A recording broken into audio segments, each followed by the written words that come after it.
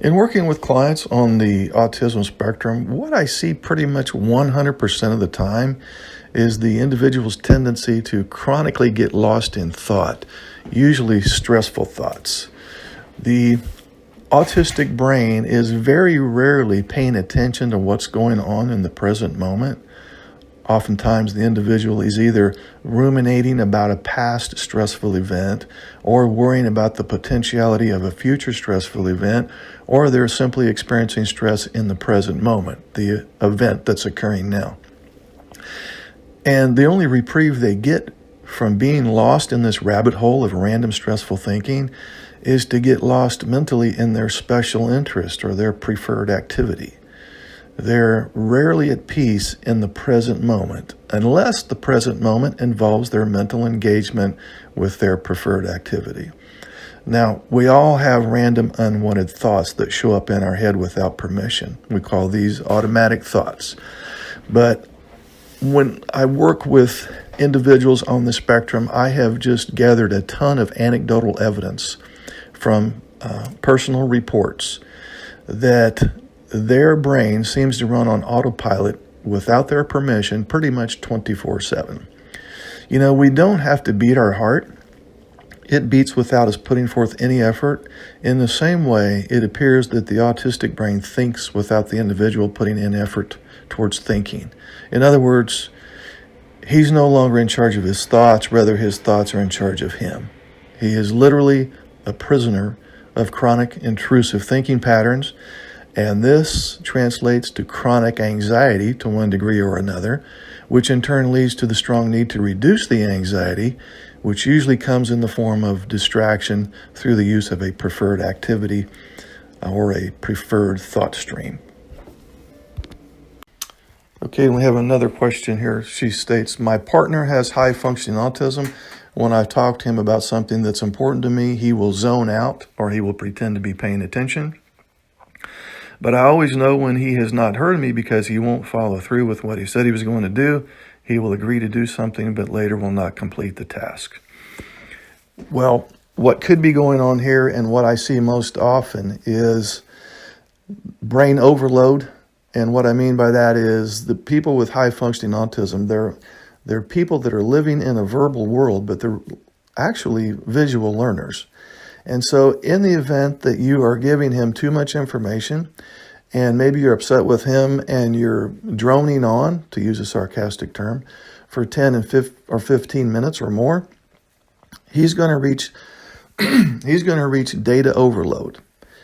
But he might give you the impression that he's still absorbing your words. He might pretend that he's listening and understanding. But what's really going on is his brain has literally at some level short-circuited and he's not absorbing the information anymore. And that will occur at about the 5-minute mark. That's why you would want to keep your instruction short and concrete. Because if you go long, especially 10, 15 minutes, and you're animated and upset with him, he is going to take a mental vacation in order to keep from getting overwhelmed. In other words, he's going to go off in his own little imaginary world just to escape from this stressful sensory input, which would be the words that you're throwing at him. Another thing that could be going on is he may quickly agree to do whatever you are telling him to do or asking him to do just to get the conversation over with. And this again he's not purposely trying to be insensitive or to disregard your concerns or your needs or wants. Perhaps the way that you're going about it is stressing him out, and he just wants to, yeah, okay, honey, I'll do it. Fine. Yeah, I'll get to it. Just to reduce his anxiety. The other thing that could be going on too is, as you know, he probably has only one or two special interests. And if you give him some boring, mundane task that falls way outside of his special interest, boredom is excruciating to people on the autism spectrum. And so, since he only has one or two things that he prefers, and you give him some mundane task that's way outside of his special interest, he's going to get distracted doing his special interest and not get to the task that you want him to do, and he's probably going to forget about the task that you want him to do because he's absorbed in what he wants to do. So I have a question here from my neurotypical wife, and she states, my husband with Asperger's seems to have a better relationship with his mother than with me. There's certainly more intimacy and consideration there. I don't mean in a sexual nature, of course, but he and his mother are like buddies, and I'm kind of like the outsider in that group. Well, keep in mind that your husband with Asperger's has a developmental disorder. So that simply means that developmentally, his social intelligence and emotional intelligence is low compared to his logical brain. So therefore, this concept of, we'll just call it social hierarchy, for lack of a better term, would perhaps be a foreign concept to him. We could also call it prioritized allegiance. And all I mean by that is there's kind of this hidden rule that when you get married, your wife kind of takes the first spot and mommy takes the second spot. And I don't mean with respect to level of love, but typically you cleave unto your wife, right? And the marriage comes first, the kids come second, extended family members come third, with respect to how you treat people, not necessarily level of love. So when you don't feel like a priority, and you perceive that his mom is more of a priority than you, I think what's really going on there is just a confusion due to low social emotional intelligence around prioritized allegiance. So you could have a 35-year-old man with high-functioning autism or Asperger's who emotionally is more like a 14-year-old. So at some level, it's kind of like an adult child who has never truly left home in the emotional sense. So to emotionally detach from mommy in a healthy, more mature way is probably not going to happen to the degree that it would with somebody who does not have a developmental disorder. So in counseling people with Asperger's and high-functioning autism, what I notice are some prominent themes over the years, and one prominent theme that's on my mind today is, we'll use the example of where the husband has high-functioning autism and the wife is a neurotypical. He knows that something is not quite right with him. He's probably known that since childhood, and he's probably been told so in one form or another from his peer group, from his parents, from his teachers, and then now he's probably, in many cases, being reminded, in some cases fairly constantly, that he's continuing to mess up and make mistakes and making social gaffes and social blunders and so on.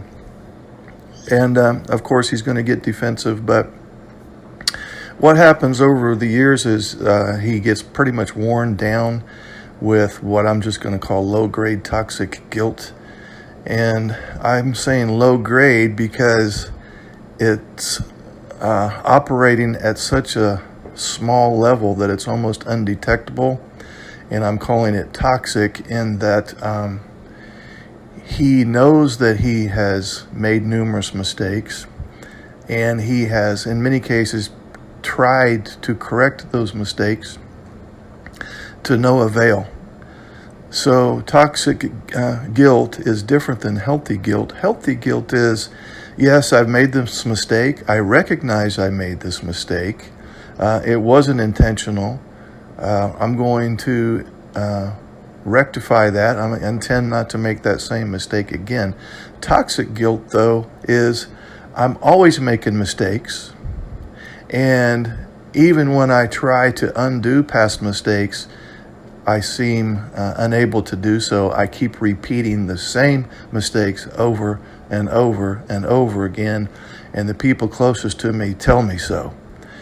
And so this is what I'm referring to when I say low-grade toxic guilt, which can lead then to toxic shame. Healthy shame is I have intentionally hurt people in the past. I recognize that I did this. I also recognize now that it was wrong, and I do have a sense of shame about it, and I intend not to be that kind of person anymore. And I'm going to try to have, muster up some more love, compassion, and gratitude in my life. That's healthy shame. Toxic shame is because I make all these mistakes and because I seem unable to avoid repeating the mistakes, therefore I am a mistake. And that, my friend, is called toxic shame. Okay, so now we want to look at why your partner or spouse with Asperger's syndrome or high-functioning autism tends to blame you for the relationship difficulties. If you, for example, are a neurotypical wife in a marriage with a husband with Asperger's syndrome, you probably have discovered that whenever there are issues or conflict, you are the bad guy, and he blames you for the relationship difficulties.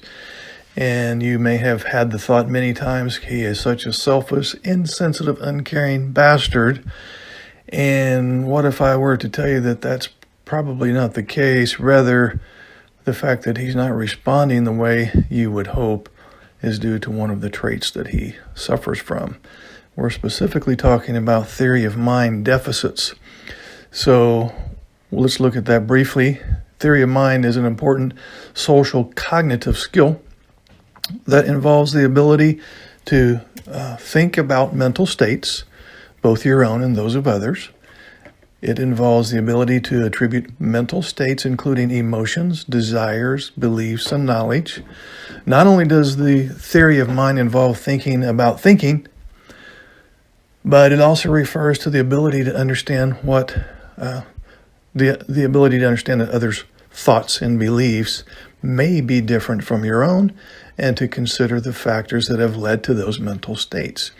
Now, why is this called theory of mind?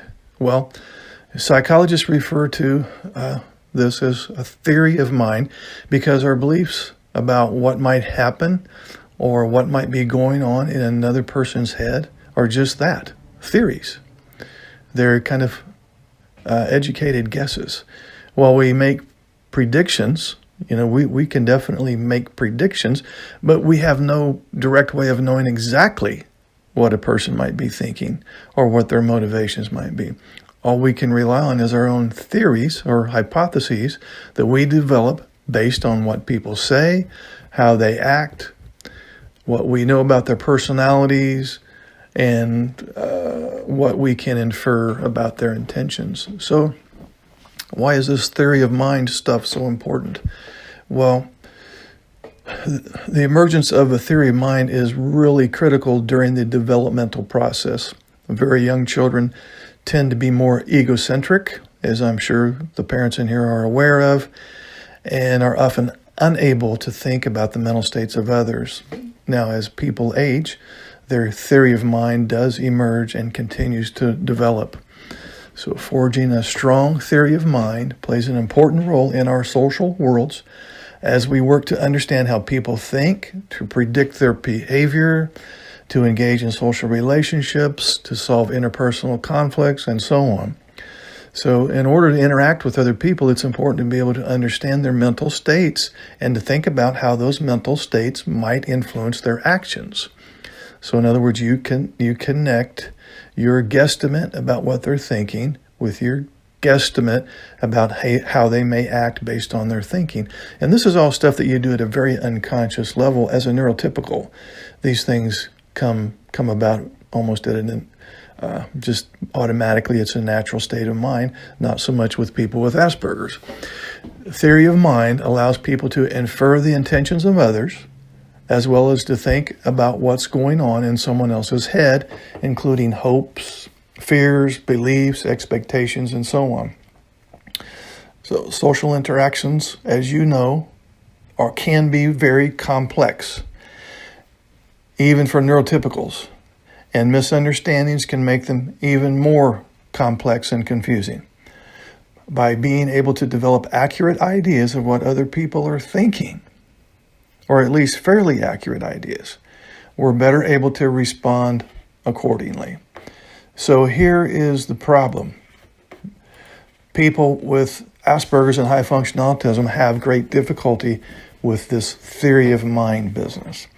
In fact, there's a lot of research on this that reveals that people on the autism spectrum have trouble using theory of mind to make moral judgments in many situations. There was one study that specifically found that Asperger's adults were more likely than neurotypical subjects to blame other people for their problems. And this is what I say, you may have experienced this with your husband who has Asperger's syndrome. So the judgments of people with Asperger's rely more on outcome of the incident rather than on understanding the other person's intentions. Let me state that again. The judgments of people with Asperger's and high-functioning autism tend to rely more on the outcome of the incident rather than on understanding the other person's intentions. Here's an example, and this was part of the research. And in one scenario, James had a friend, and they were snowmobiling in an area known for loose snow. So this friend asks James if he should take an easterly route around a row of pine trees.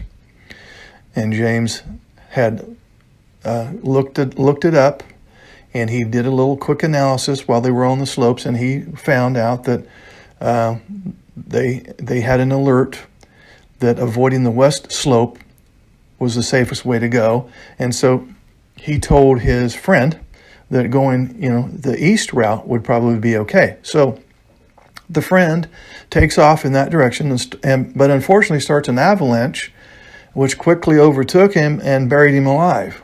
Now, in this scenario, and this was just a hypothetical scenario that the researchers put forth before these subjects, the researchers found that people with Asperger's were more likely than neurotypical subjects to blame James for his friend's death, even though James believed the slope was harmless. So that was kind of an interesting research project that does reflect the fact that judgments of people with Asperger's do tend to rely more on outcomes rather than on inferring what the other person's intentions were. So that was a long way around the bush to get to the point, and that is, this is why your partner or spouse with Asperger's or high-functioning autism does tend to blame you for the relationship difficulties, because he's only looking at the outcomes, in other words, what happened after the argument, rather than trying to understand your thoughts, feelings, motivations, intentions, and so on. So now let's look at obsessive compulsive behaviors and anxiety in your partner with Asperger's or high-functioning autism.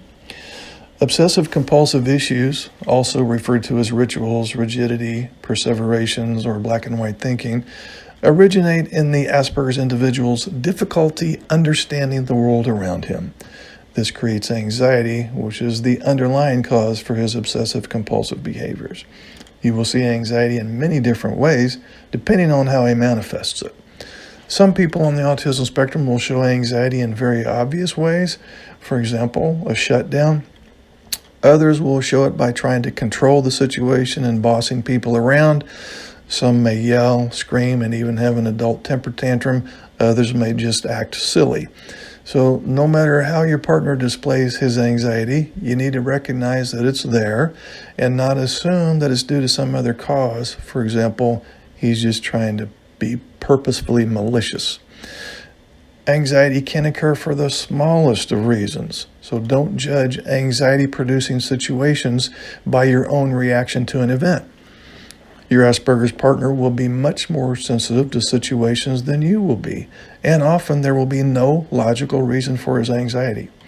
Something that you would be anxious about causes no anxiety in him, while a small event causes him to be quite anxious. When events change, he never knows what's going to come next, and he becomes confused and upset, leading to some form of what might be perceived as inappropriate behavior. Your partner's first reaction may be to try to reduce or eliminate his anxiety. He must do something, and one of the most effective means is to take all changes, uncertainty, and variability out of the equation. Now, this can be accomplished by obsessions. If everything is done a certain way, if there is a definite and unbreakable rule for every event, and if everyone does as he wishes, everything's fine. Anxiety is then diminished or reduced, and no anger or meltdowns typically occur. Unfortunately, it's virtually impossible to do this in the real world. Nevertheless, anxiety needs to be dealt with in some manner.